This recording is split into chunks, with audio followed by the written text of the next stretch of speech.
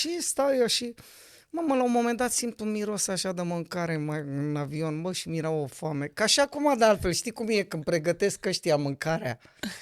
Mamă, mi-era o foame și nu știu ce aducea, un sandwich sau o caserolă de aia de ceva. Pe vremea aia să mânca încă să mai mânca, nu se aducea chiar sandwich-ul. Și Ăștia toți aveau... vine și pe lângă mine, eu nu știam ce se întâmplă. Vine, îmi dă caserola cu mâncare și eu pun aici. Mă, ce fac cu ea? Știi? Văd pe ăsta de lângă mine, hârști că lasă-o de aia jos, o măsuță. Bă, de unde face ăsta cu masa? Și știe să, bă, și stau și mă uit pe la scaunul ăla, de unde găsesc eu? Mă, nu e nicio masă aici, stau să desfac mâncarea. Stau și mănânc și la un moment dat că mâncam așa, mă uitam la ăla cum...